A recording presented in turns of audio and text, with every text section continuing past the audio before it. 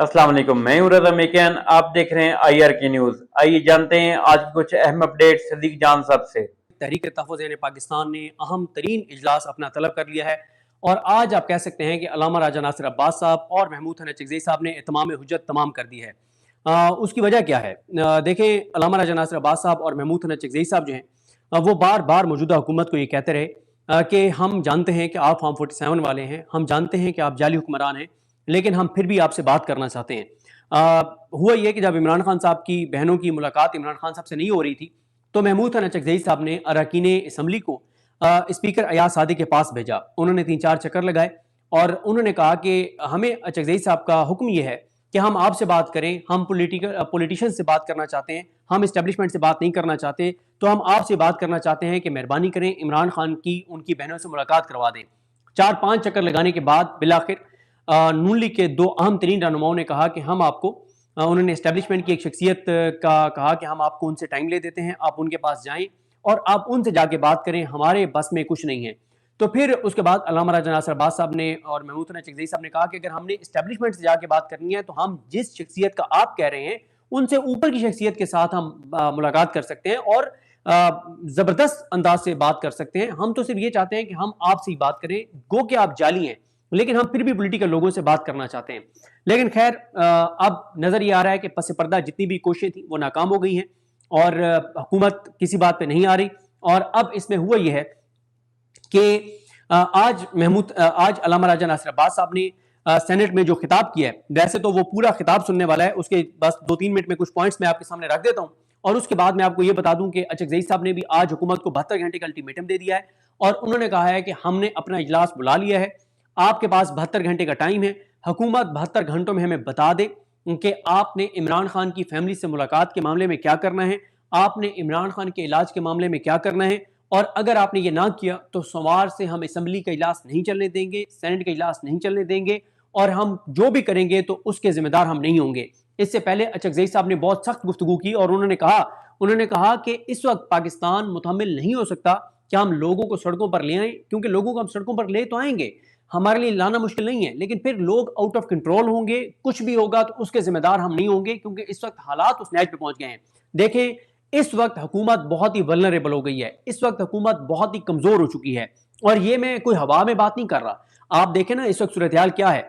हुकूमत का गो के इसके ऊपर कोई फोकस नहीं है कि पिछले एक हफ्ते में 70 से 75 शहादतें हो चुकी हैं, दहशतगर्दी के दर्जनों वाकयात हो चुके हैं, चाहे वो बलूचिस्तान हो चाहे वो केपी हो।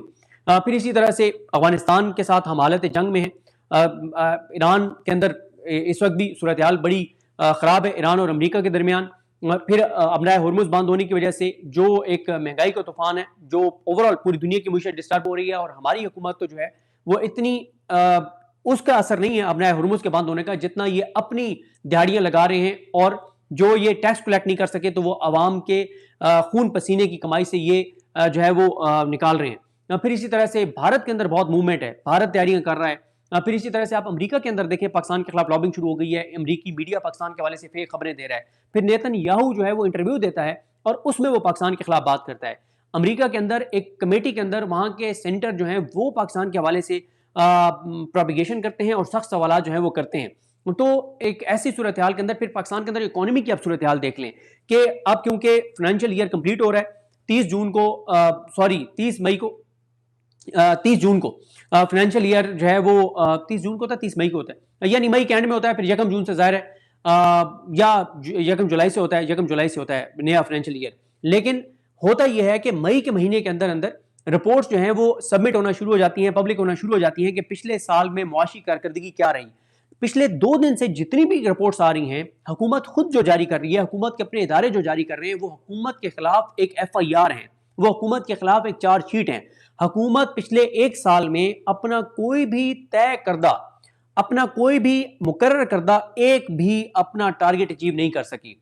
चाहे वो एक्सपोर्ट्स हो, वो कम हो गई हैं, इंपोर्ट्स बढ़ गई हैं, बेरोजगारी बढ़ गई है, गुर्बत बढ़ गई है, अनसर्टेनिटी बढ़ गई है, ताजिर तबाह हो गया है, दुकानदार बर्बाद हो गए हैं, तनख्वाहदार तबका खुदकुशियों पर मजबूर है, किसान की बस हो गई है, इंडस्ट्रियां बंद हो रही हैं, फैक्ट्रियां बंद हो रही हैं, मिलें बंद हो रही हैं, टेक्सटाइल का कोई हाल नहीं रहा, रियल एस्टेट रुक गई है, कंस्ट्रक्शन रुक गई है और बहुत ही बुरे हालात हैं, बहुत ही बुरे हालात हैं। लोड शेडिंग आपके सामने है, बिजली की कीमतें आपके सामने हैं, पेट्रोल डीजल की कीमतें आपके सामने हैं। تو ہر حوالے سے حکومت ولنریبل ہو رہی ہے، ہر حوالے سے حکومت ولنریبل ہو رہی ہے. ایسے میں تحریک تحفظ پاکستان اور تحریک انصاف 3-4 دن سے ایکٹیو ہو گئے ہیں. اور آج علامہ راجہ ناصر عباس صاحب نے جو گفتگو کی، انہوں نے کہا کہ حاکمیت اللہ تعالیٰ کے پاس ہے، اور زمین کے اوپر جو عوام کے منتخب نمائندے اس اختیار کو جو اللہ تعالیٰ نے دیا ہے کہ زمین کے معاملات لوگ طے کریں گے اپنے منتخب نمائندوں کے ذریعے، تو یہ امانت ہے اللہ کی طرف سے، کیونکہ حاکمیت اعلیٰ تو اللہ تعالیٰ کی ہے. زمین پر جو یہ اختیار استعمال کرتا ہے وہ اللہ کی امانت ہے. پھر علامہ راجہ ناصر عباس صاحب نے کہا کہ جو اقتدار ہوتا ہے وہ اللہ کی امانت ہے. آپ جعلی ہیں، فارم 47 والے ہیں، لیکن اختیار ہے آپ کے پاس. تو اقتدار کے استعمال اگر آپ جو اختیار اللہ تعالیٰ نے دیا ہوا ہے، اگر آپ اس کا استعمال جو ہے وہ ظلم کے ذریعے کریں گے تو یہ اللہ تعالیٰ کی دی گئی امانت میں خیانت ہے. انہوں نے کہا ظلم کیا ہے؟ انہوں نے کہا کہ جب کسی کو اس کا حق نہ ملے تو یہ ظلم ہوتا ہے، اور اگر کوئی ظالم کے ظلم پر راضی ہو جائے تو وہ بھی ظالم ہے. یہ شاید علامہ راجہ ناصر عباس صاحب شیری رحمان صاحبہ جو چیئر کر رہی تھی سینٹ کا اجلاس، ان کو سنا رہے تھے، لیکن پیپلز پارٹی سر تپا کرپشن میں لوٹی ہوئی ہے. ان کی کوئی حیثیت، ان کی کوئی سیاسی طور پہ کوئی اوقات نہیں ہے، کیونکہ یہ اپنی سیٹیں خود جیت کے نہیں آئے ہوئے، جعلی ان کو حکومت دی ہوئی ہے، تو ان کو کوئی اثر نہیں پڑتا. ورنہ جس ایوان میں اللہ کے 99 نام لکھے ہوئے ہوں اور اس کے نیچے کھڑے ہو کے کوئی اتنی لاجیکل گفتگو کر رہا ہو تو آپ کے چہرے پہ تھوڑی سی تو شرمندگی ہوتی ہے نا. لیکن ان لوگوں کے چہروں پہ کوئی شرمندگی نہیں ہوتی، کیونکہ ظاہر ہے یہ لائن کے اس پار اتنے آگے چلے گئے ہیں کہ اب ان کو ان چیزوں سے کوئی فرق نہیں پڑتا. آپ ان کو قرآنی آیات سنائیں، آپ ان کو احادیث سنائیں، آپ ان کو اصول کی بات کریں، آپ ان کو ضابطے کی بات کریں، آپ ان کو اخلاقیات کی بات کریں، آپ ان کو ملک کی بات کریں، آپ ملک کے عوام، ان کو کوئی اثر نہیں پڑتا. اور ابھی بھی جو 28ویں ترمیم پہ تڑپ اور پھڑک رہی ہے پیپلز پارٹی، تو وہ کو پاکستان کے لیے نہیں کہہ رہے. اگر ان کو پاکستان کی فکر ہوتی تو یہ 26ویں ترمیم کو ووٹ نہ دیتے، یہ 27ویں ترمیم کو ووٹ نہ دیتے. ان کو پاکستان کے لوگوں کی فکر ہوتی تو یہ کرتے جو یہ اس وقت ملک کے ساتھ کر رہے ہیں.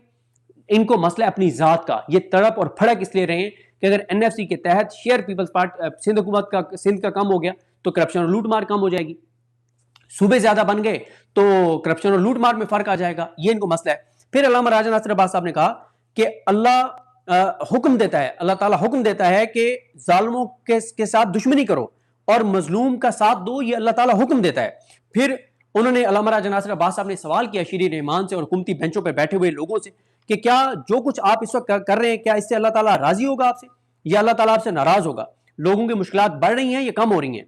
کیا لوگوں کو حقوق مل رہے ہیں؟ انہوں نے کہا کہ سیاست کی جو زندگی ہے وہ سیاسی ورکرز ہیں، پولیٹیکل ورکرز پولیٹکس کی زندگی ہیں، سیاسی ورکرز کو عبرت کا نشان بنایا جا رہا ہے.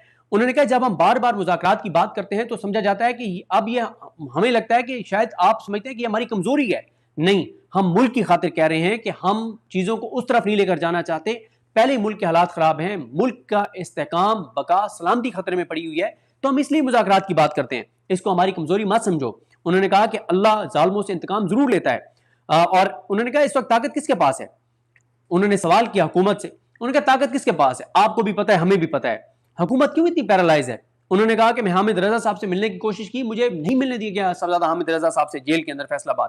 انہوں نے کہا کہ کیا وہ اتنے بڑے مجرم ہیں؟ اگر وہ ایک پریس کانفرنس کر دیتے تو ان کا سب کچھ معاف تھا. پھر انہوں نے کہا کہ ہمارا معاشرہ مشرقی معاشرہ ہے، خواتین کی عزت احترام ہوتا تھا ہمارے معاشرے میں. آج جو چادر چادواری کا تقدس آپ پامال کر رہے ہیں، جو عمران خان کی اہلیہ کے ساتھ کر رہے ہیں، جو ڈاکٹر یاسمین راشد اور دیگر خواتین کے ساتھ کر رہے ہیں، ظاہر ہے فردوس رائے جیل میں ہیں، فلک جاوید، صنم جاوید جیل کے اندر ہیں، علی حمزہ جیل کے اندر ہیں، عائشہ بھٹا وغیرہ کو سزائیں ہوئی ہیں. تو جو کچھ خواتین کے ساتھ کیا گیا، ابھی فضا عالم جو ایک PTI کی ورکر اٹھائی گئی تھی. تو پھر علامہ راجہ ناصر عباس صاحب نے کہا، انہوں نے کہا کہ اس وقت سیاستدانوں کو نشان عبرت بنایا جا رہا ہے.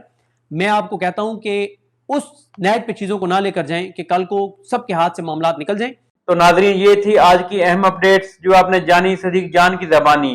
اسی کے ساتھ اپنے میزبان رضا میکن کو اجازت دیجیے. اللہ حافظ.